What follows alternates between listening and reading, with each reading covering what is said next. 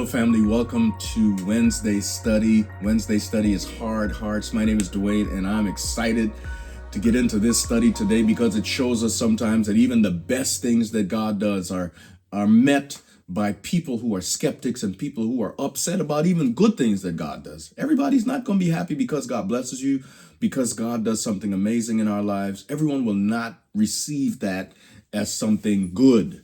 And we see that today. The aftermath of Jesus' healing of the paralytic is something to behold. John chapter 5, verses 10 to 16 is our study today. And it tells us that this man began to be questioned by the Pharisees. Who was it that helped you? And the Bible lets us know that Jesus had performed this miracle on the Sabbath day. Oh my. Now you would think good things are supposed to happen on the Sabbath. Jesus said it's lawful to do good on the Sabbath.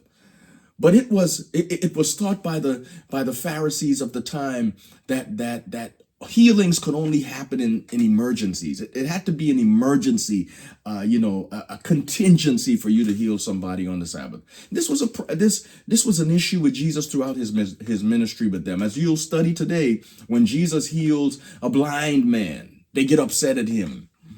Because he did it on the Sabbath day. When he heals the withered man in the temple whose hand was withered, and Jesus heals him in the temple, they charge him again of doing things that are breaking the Sabbath. When he helps people and heals them, casts out demons, they say he's doing it by Beelzebub, that the devil is leading him to do it. Jesus couldn't win for losing, as they say. He couldn't win for losing. They always found some reason to be upset with Jesus. Why was it?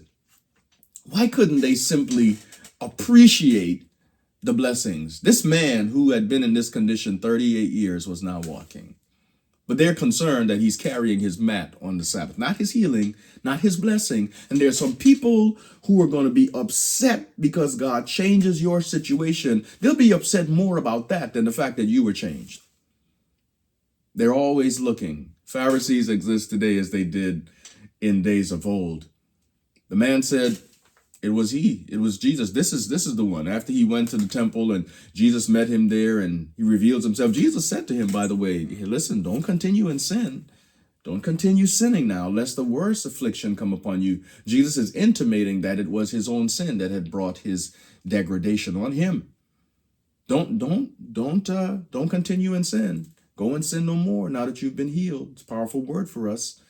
But the Bible is also telling us a powerful truth here, and that is that everyone will not accept the things that Jesus does for us. When he points out to the Pharisees and rulers that, hey, it was Jesus, the Bible says they began to persecute him even more because their hearts were hard.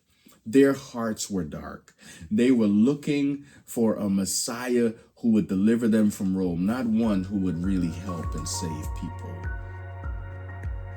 Our agendas can get in the way of what Jesus is doing. May God help us today.